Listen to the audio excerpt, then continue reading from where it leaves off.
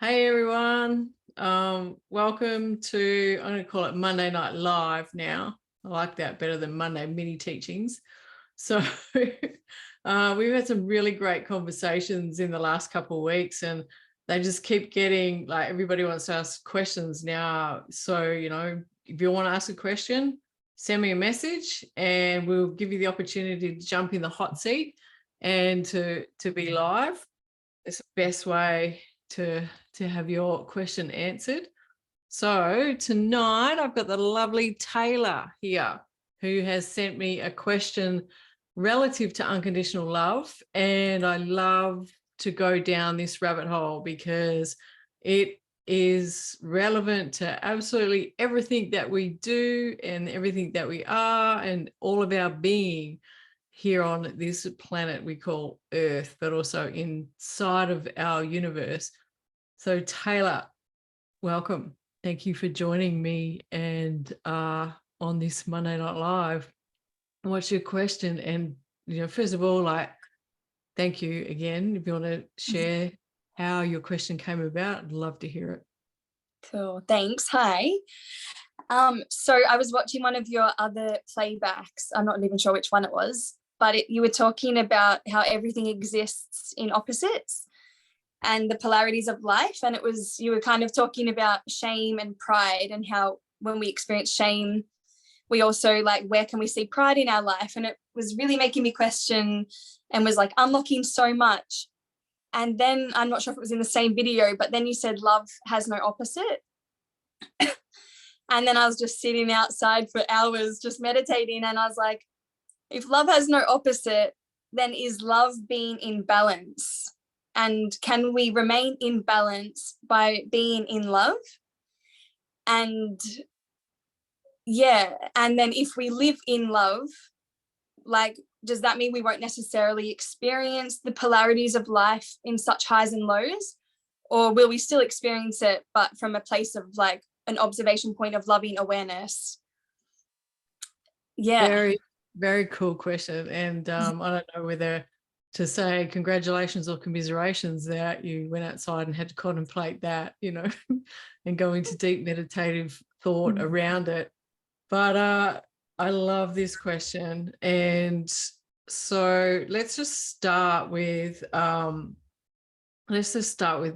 beginning, that love has no opposite. Now, I know that if you're not familiar with my work and you're watching this for the first time, you might be going but hang on a minute, isn't the opposite of love hate? Well, actually, no, it is not. So in my world and in the teachings that we do relative to understanding the true intrinsic driving force of ourselves, which comes from our soul. Now, soul is an acronym for the spirit of unconditional love that is coming into form that we actually manifest through our physical bodies and coming into animation. So when we animate in this form and we have the ability to observe things from a place of unconditionality, therefore there is no opposite that exists, because we see everything as a whole and everything is in balance. So yes, love is balance. That makes sense to you, Taylah? Yes. Cool. And so I guess then, yeah, maybe you're going to continue, but is do we want to remain in balance? Do we want to remain in love, or do we have to kind of experience these polarities and opposites because that is how we experience life? That's how life actually happens. For us to be in consciousness as we are, we have to have a contrast. So we have moments of what we call unconditional love or unconditional states, which I call a phase locking experience. And so when we're in that phase locking experience, we will have moments of unconditionality, and then we'll go into the next polarity. And then that's our work, to constantly be in a state of awareness that we are separating two parts of the pole. And the quicker and the faster that we can bring ourselves back into a place of center, which is unconditional love. Therefore, we will have another phase locking experience of love. So we cannot be in a full state of love 100% of the time, because if we did that, we would just be a body of light. So you could also say that unconditional love is where we have we access the photonic state or a bosonic state. And, you know, I can put in here like the light of Christ or Christ consciousness that's what Christ was actually talking about. Now, I'm not religious in any way, shape or form. It's just a reference of trying to get people to understand the true aspect of what that means. So love is a state of being that is not limited by external circumstances or conditions. So love is an intrinsic quality that exists within each one of us as an individual, and it's not dependent on anything on the outside of oneself. So you could say that when we have the awareness that love has no opposite, and we have the intrinsic components deep within us, then we can go internally to be able to source that, which is to open up our perceptions to actually find whatever we're in judgment of on, or we're placing conditions on, to what I call integrate those pairs of opposites. And then we come into a place of unconditionality. That's where unconditional love actually occurs. So therefore, like, love does not have an opposite. Love is a synthesis and synchronicity of complementary opposites. So when we find the complementary opposites and we place them together, they synthesize and they synchronize and they become one. So there we have that experience of that moment. I also call that a metanoia experience.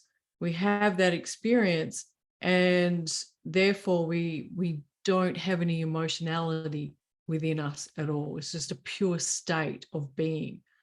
So in that synthesis and synchronicity of complementary opposites, we're actually taking two complementary opposites and we're integrating them together so they become one, right? So you can see here I'm making a triangle, which is, you know, a tetrahedron, which is the base form of all forms of consciousness, or the makeup of the universe. That makes sense? Yeah.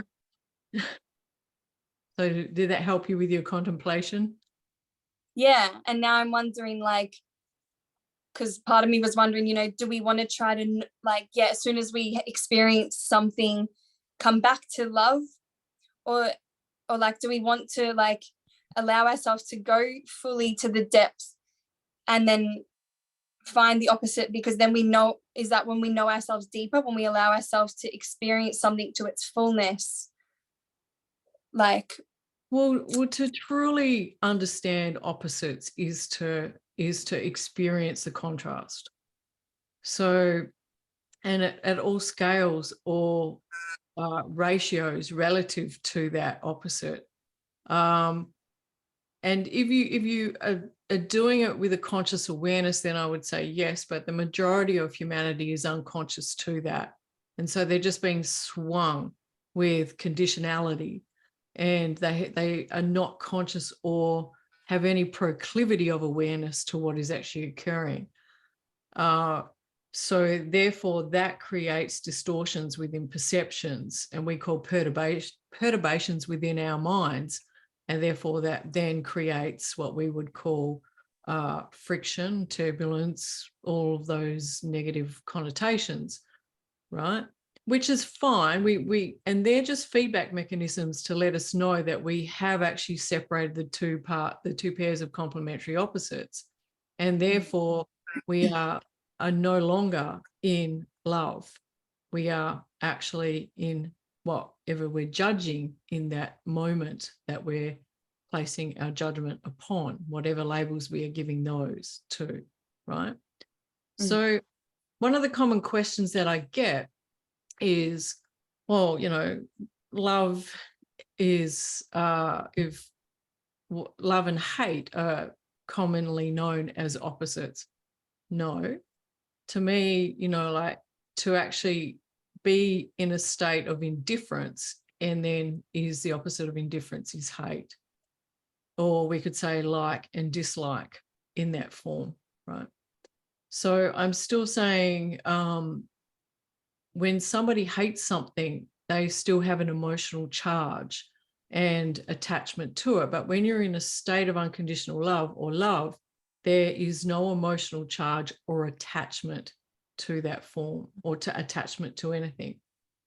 Does that make sense? Yeah. So when somebody is indifferent, they still have an attachment to that and an emotional charge to a person, thing, or situation. So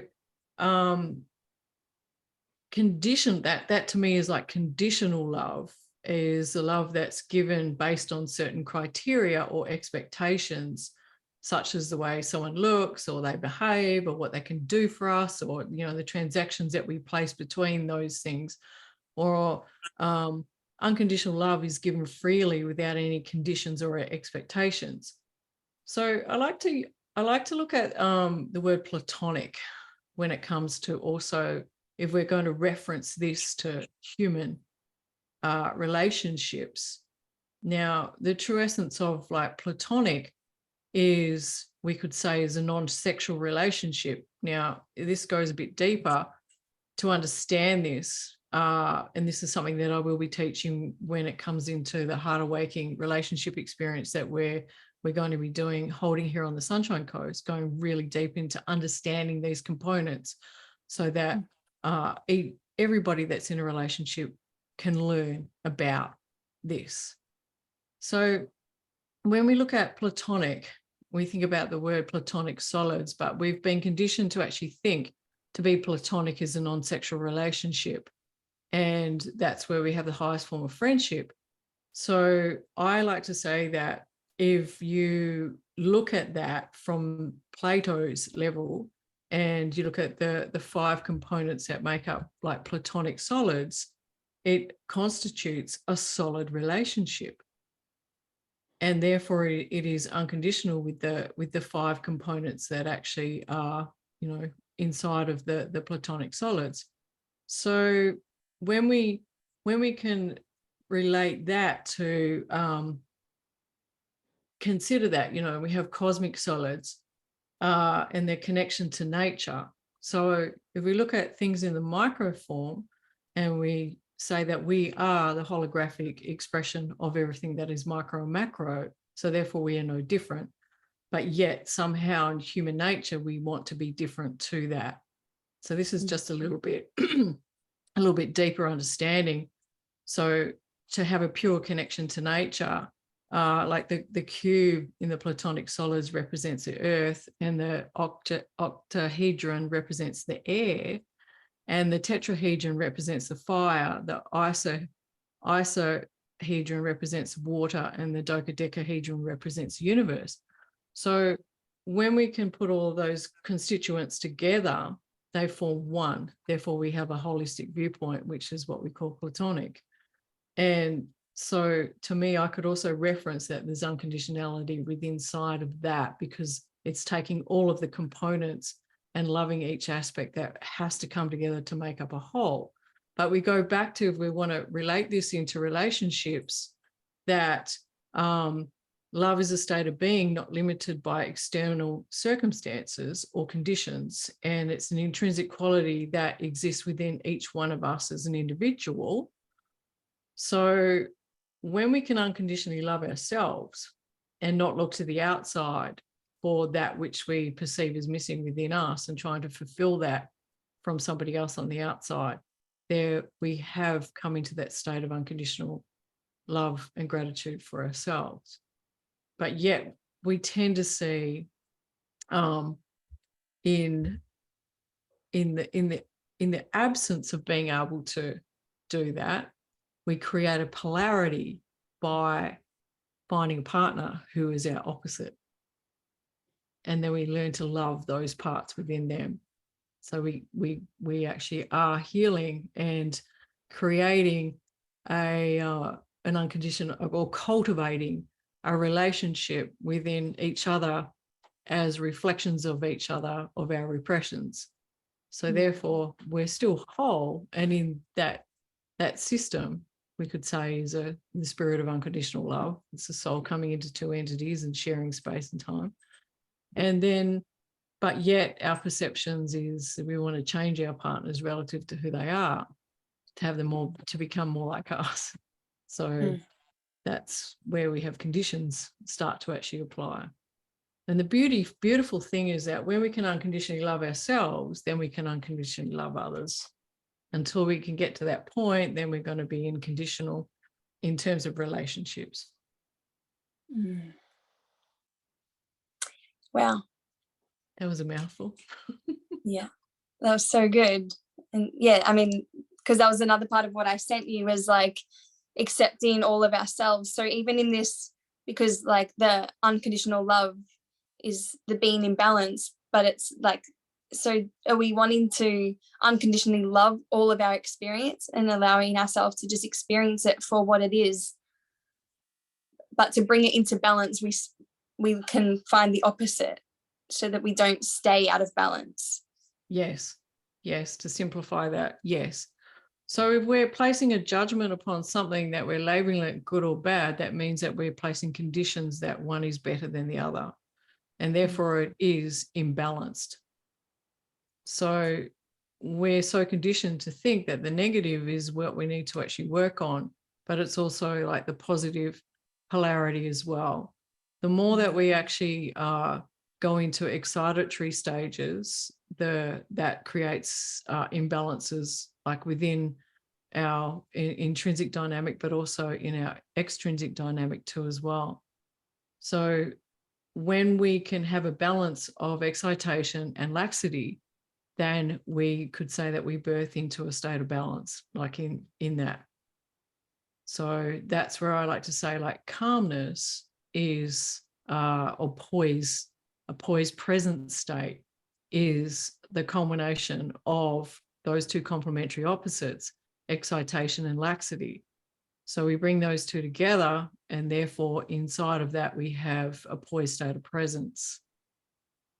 But if we have one side that is up too high, then we're separating those two parts. We're creating an imbalance within that. And it is interesting to me, the conditionality that has been placed upon us through projections from external circumstances to be one-sided. And that is the source of all of our suffering. So when we can bring the two parts of the poles together with full integration, that's where we birth unconditional love. And that's where we actually grow into we quantum jump in that state. We are not going to lose the opportunity to actually grow by going into the next quantum phase. And then that's where we have the next void that we call, where there is a separation, and that's our work. Like, as we actually grow in consciousness and grow in awareness and into higher states of unconditionality, this is where our challenges grow as we grow. And that's our work, to be able to, as I mentioned earlier, to be able to see how quickly we can bring the two pairs of opposites together. And our judgments are simply feedback to let us know that we have an imbalance within our perceptions. And then our emotions or our feelings are going to actually let us know that as well too.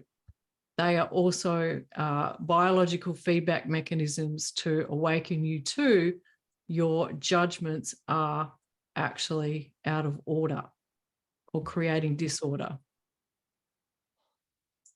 Yeah. So then today this other question came up, and I feel like it probably will relate into this, the one I messaged you. So like, I just wanted to know your thoughts on sacrifice, and do you believe in sacrifice, that like, to evolve and have like what we've asked for, we have to sacrifice something? Or where does it come into, like, that we're just following our values and following our soul's call, So is it just perception that we think we have to sacrifice something, or do we have to sacrifice something to grow? Well, if you want to take the word sacrifice and then place it to some meaning, we'll take what, do you have to sacrifice something in order to achieve something, in order to grow? So let's shift the word to basically challenge, right? Because if we have a perception that we have to go without, then we can label that as a challenge. The simplest way to have unconditional love for that in that moment is to simply ask the question, where is the opposite also true relative to that word of sacrificing?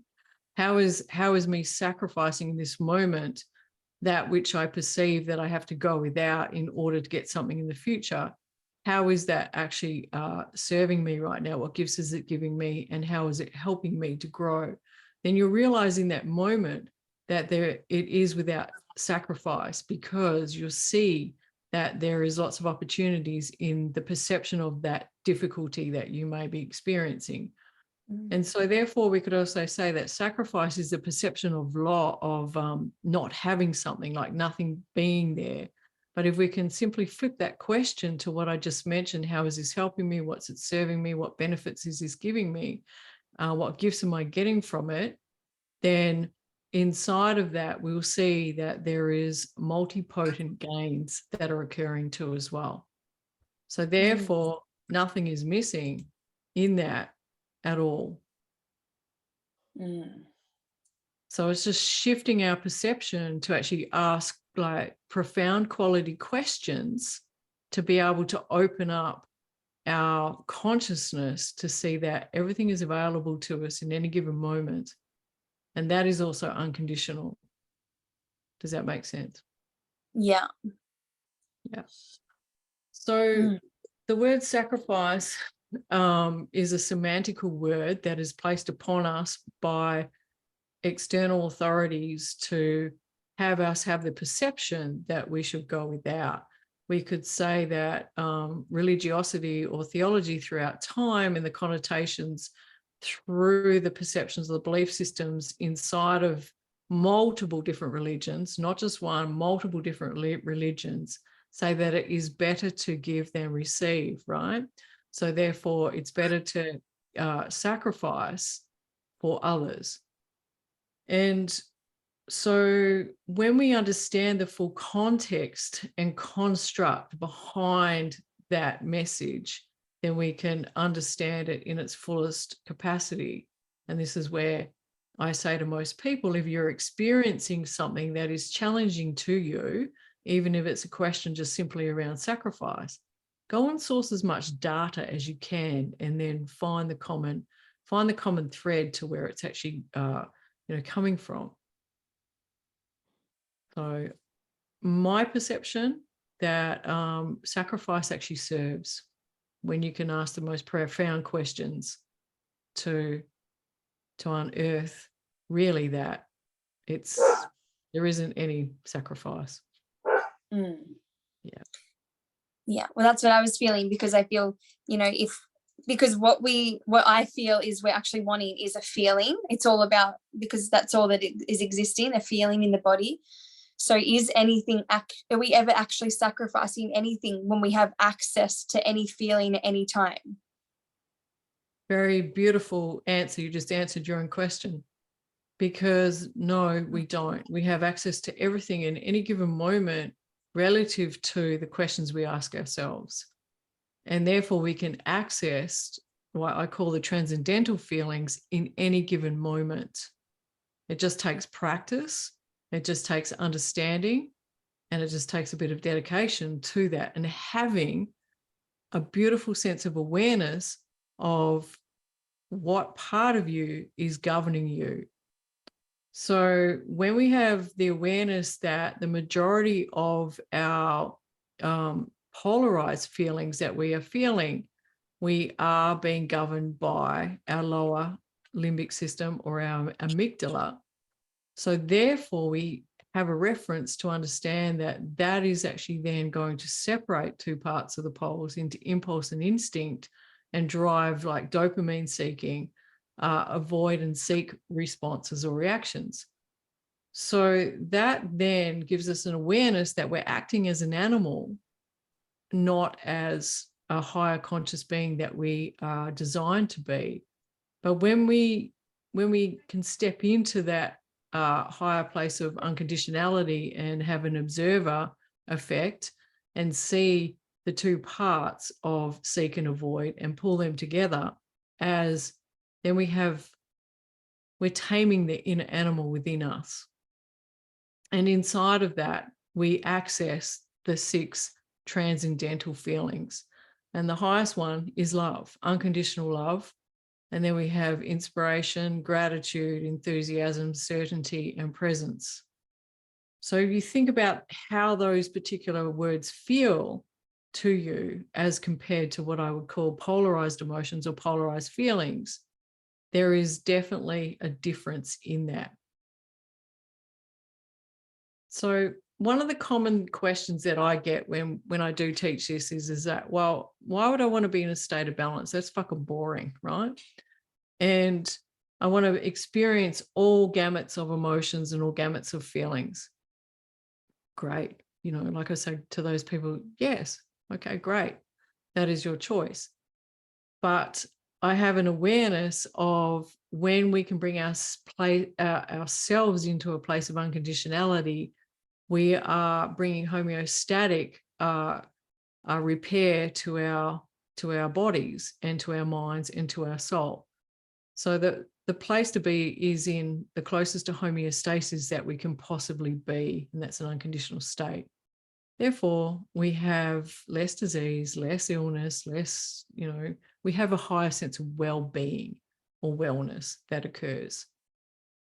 So I would rather have myself oscillate what I call into ratios of 3 to 1 as opposed to 7 to 1. So I would rather have a mastery over my emotions and my feelings rather than have my emotions and feelings actually run me. So therefore, I am intrinsically in control of my being. And so we go back to the beginning where we talked about like love is a state of being that is not limited by external circumstances or conditions. So generally when we have mastery over our own being, we are not relying on external circumstances or conditions to actually provide us anything for our own sense of well-being.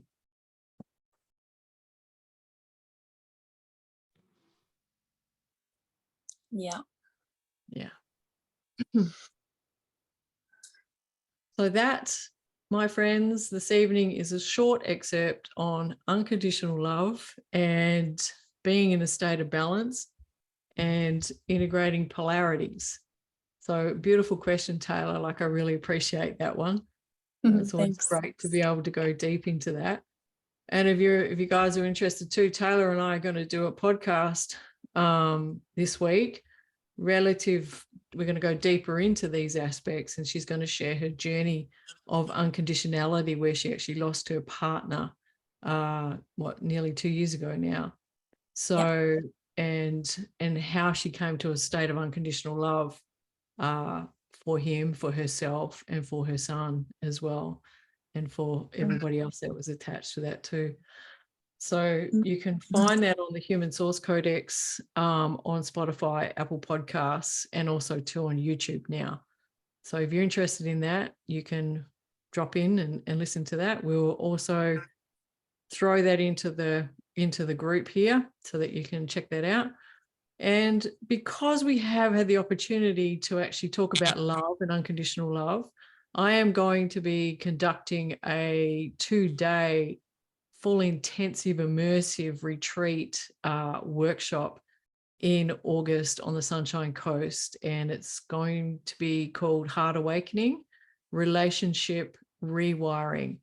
So inside of that, we're going to look at all of these aspects relative to the partners that you share in life, the judgments that you have with them, and how going deeper into accessing and understanding unconditionality for yourself and for your partner, and There's a multitude of different things that we'll be going into. One of the things I love to do inside of this is learn how to fight well.